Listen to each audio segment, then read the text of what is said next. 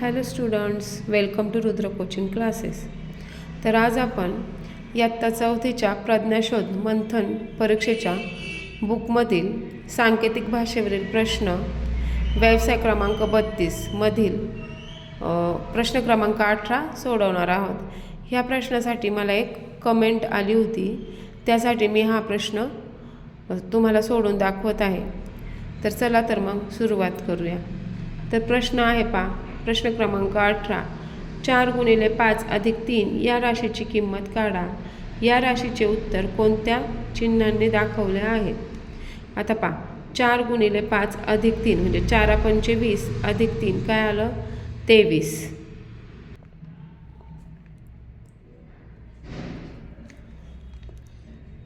इथे उत्तर आलं आहे 23. तर हे जे 23 उत्तर आहे ते इथं कोणत्या चिन्हाने दाखवले आहे हे आपल्याला काढायचं आहे. तर इथं आपण आधी पाहून घेऊया. इथं त्रिकोण, चक्र आणि हे गोल याच्यासाठी दिले आहेत 143. नंतर इथं गोल, चक्र, फूल आणि उलटा त्रिकोण आहे याच्यासाठी दिले आहे 247. आणि इथं आहे उलटा त्रिकोण, हा आहे आयत आणि इथे आहे गोल याच्यासाठी दिले आहेत 167. तर इथं आपलं उत्तर आलं आहे 23.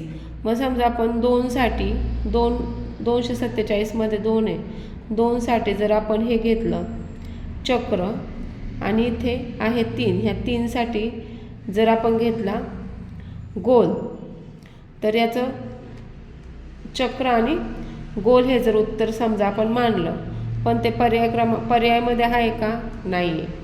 मग आपण अजून एका दुसऱ्या पद्धतीने सोडवून पाहूया. समजा 1, 4, 3 याच्यापैकी कोणत्याही अंकासाठी आपण घेतला त्रिकोण. 2, 4, 7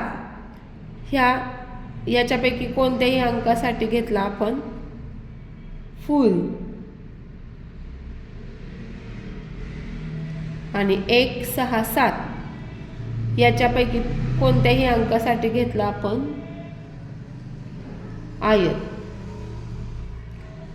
तर पाहूया आपलं उत्तर येते का. तर इथं आहे त्रिकोण, इथं आहे फूल आणि इथं आहे आयत.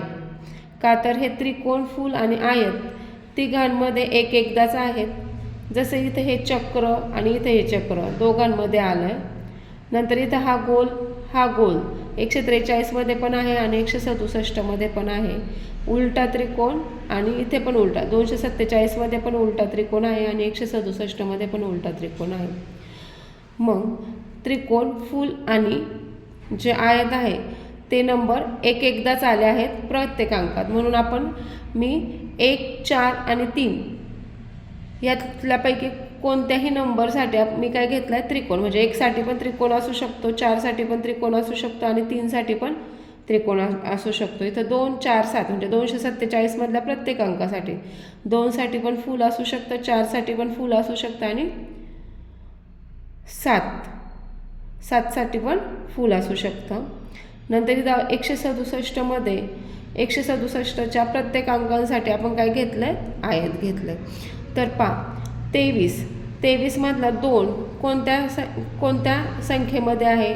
247 मध्ये आहे 2 आणि 23 मधला जो 3 आहे तो आहे 143 मध्ये. जर आपण 247 मधल्या कोणत्याही अंकांसाठी फूल घेतलं तर आपलं 2 साठी आलं फूल.